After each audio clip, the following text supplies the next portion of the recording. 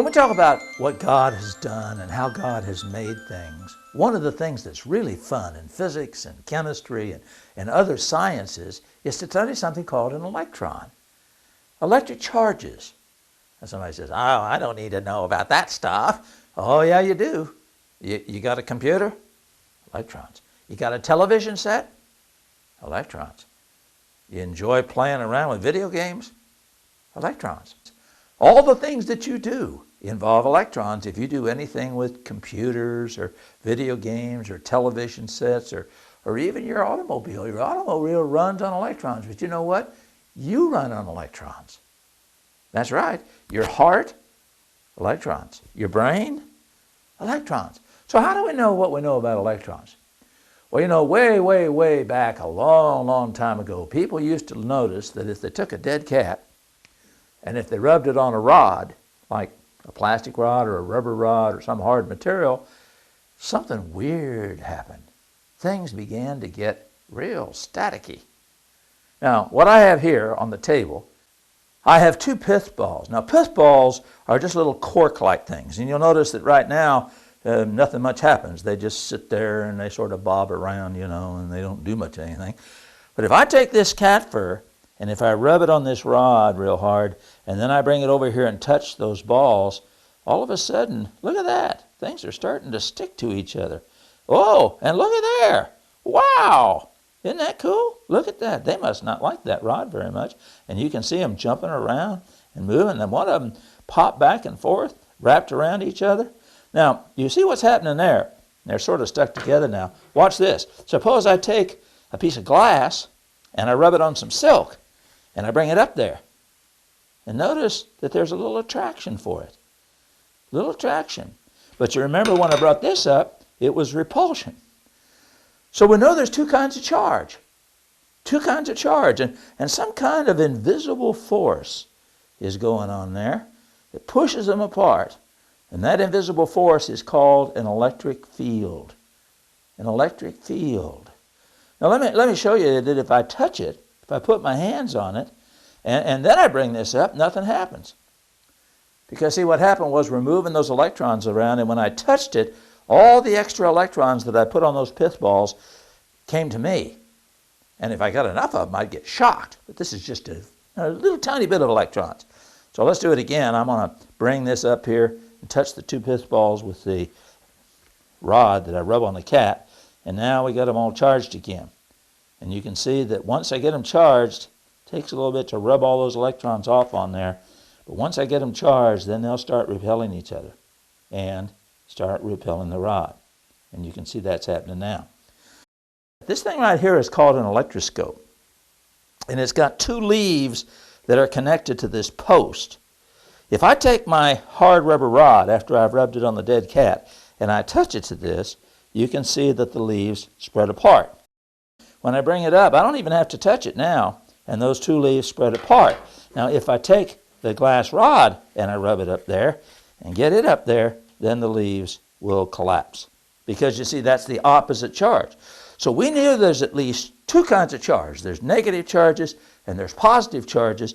And we know that when we have those charges around, we get an invisible area of force, which we call a field. I'm going to bring this rod up here now, but I'm not going to touch it.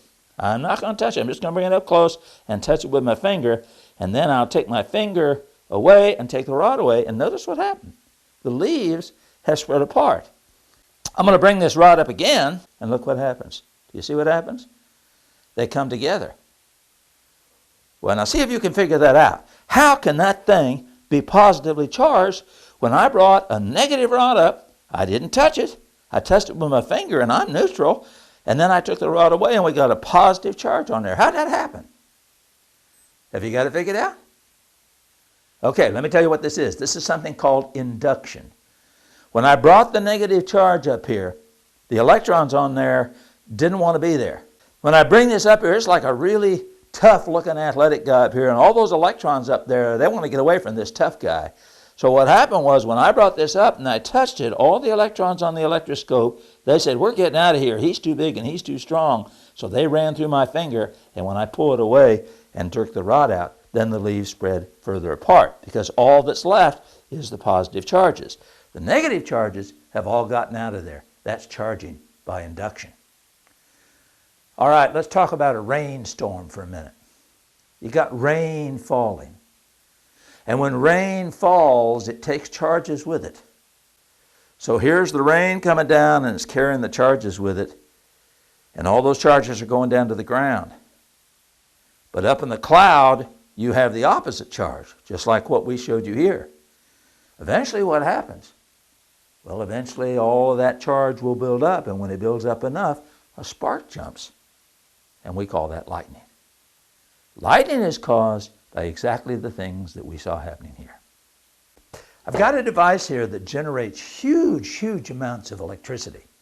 When I get this thing going, the tip of this thing will just be covered with zillions and zillions of electrons. And I can actually connect this to a piece of cardboard that I've wound some wire around. So you can see the wire just goes around. I can just stick this under here, and it'll generate a very large field, like what we saw with the pith balls. And then I have an ordinary fluorescent bulb. Watch what we can do with this. Okay, now what we're going to do is we're going to turn in the power up on this. Remember, it got a whole bunch of electrons on the tip of this thing. Watch what happens when I bring a screwdriver up there. By the way, that distance it's jumping there is about an inch. And it's about 50,000 volts to jump that inch. What's a volt? It's a measurement of how much energy there is. And watch what happens when we do it in total darkness.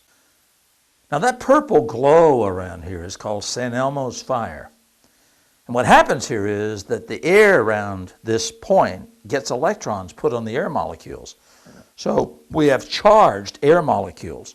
And as they leave there, because they have the same charge as what's on the point, there's a glow, a purple glow, which is called corona, or St. Elmo's fire. There's a story about this. It seems there was this monk up in the top of this church, way back, and he was sitting there praying one night, and all of a sudden there was a thunderstorm that came in. All of a sudden, everything started purple around him. Started turning purple. There's this weird purple glow and these little filaments of light shooting all over the place. And he thought something really was going on. He didn't know whether Satan was coming after him or what. And then as he sat there and he watched it, he could see that as the storm progressed, it changed. And we now understand what St. Elmo's fire is. It's just a glow in the air because of the leaking of the charge to the air molecules. You know where we use that? Lightning rods. When we have a lightning rod on top of a barn or a house, as this point puts charges on the air molecules, it will go up and it will actually neutralize the cloud. It will actually make it less likely that lightning will strike because the electrically charged air molecules will move up and actually cause the cloud to become less charged than it was before. So lightning rods are really not to let lightning hit them and conduct the charge to ground. They're really to prevent the charge from ever jumping to begin with.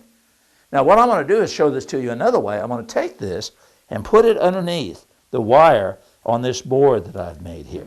So we're going to have it like that underneath there. So now all those electrons are going to be distributed about this wire. We're going to turn up the power and watch what happens to the light. We'll have to turn our lights down to let you see that. I can do neat things here. I can wipe the light off and I can wipe the light back on. What's happening here is that there's a field, an area of invisible force. If I get this bulb close, it will touch the wire and you can see it light up brighter. But even when it is up in the air, the field surrounds it and my hand will block the field. So when I do this, it looks like I'm wiping the light off, but I'm really just blocking the field. I can turn the bulb any way I want and make the light do all kinds of interesting things. This is called an electric field, and this is one of the neat things about how electrostatics work. Not everybody has always understood electric fields, and sometimes people thought electric fields would do really miraculous things. And yet as science has studied these things, we found out that sometimes what they thought was not true. This is something I got at a yard sale a long time ago. I thought it was kind of interesting. It is called Renew Life, and it has a booklet that goes with it. And the guy that did this, his name is Noel Eberhardt, and he's a doctor, MD, PhD, DCL, attending physician at Cook County Hospital. man with a lot of credentials after his name. It was purchased by somebody on October the 25th, 1937. So it's been around for a long, long time, and incidentally, it still works. It has a book here, Physician's Directions for Renew Life. And the idea is that if you use this, you can cure all kinds of things. So you'll notice that they have lists here of things that this miraculous electric field can take care of. Abscesses, acne, all kinds of things. So you'll notice that it has even cures for cancer. So they thought that electric fields were wonderful things and that they could do all kinds of miraculous things. And of course, in 1937, they didn't know much about this sort of thing. Science was just developing, and sometimes science makes mistakes. You may have noticed, incidentally, one of the things it's supposed to cure is baldness. Let's try it. Let's see if it works. Okay, here's what we have. We have this probe here, and this is the baldness probe right here. It's sort of like a rake. It makes a funny noise. You turn up the power, and you hear that? You say, doesn't that hurt? No, it sort of tingles. But it's just a large electric field, and it's just like those other things that we have looked at. We'll turn the lights off and let you see if you can see the electric field that this generates. But you need to remember that this is something that was in 1937. Now, anything like this around today? Oh, yeah. I mean, you can look in your newspaper and you can watch on television, and people will have devices that are supposed to cure everything and anything. Your allergies, your sinus problems, and even things like cancer. But you have to understand that that's because people didn't understand these things. What's interesting is that the Bible doesn't make the kind of mistakes that you see happening in society today. And that's one of the reasons I became a Christian, was because I could see that science didn't have answers to everything. There were lots of things that the Bible talked about that were much more important and that led to much more fulfilling things in life than some things like this that really don't provide any real answers at all.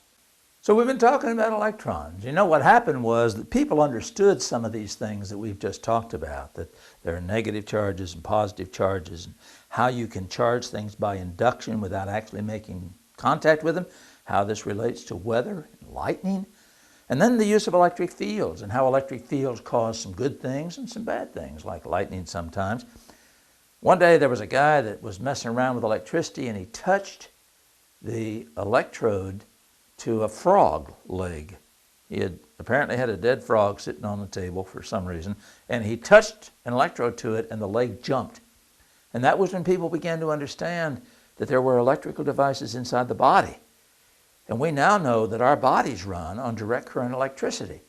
There are heartbeats because of electrical signals, that our brain works on electrical signals, that the sound that goes from our ear to our brain travels by electricity, that our eyes work on ways that again send electricity to the brain, and the brain itself works on electrical principles.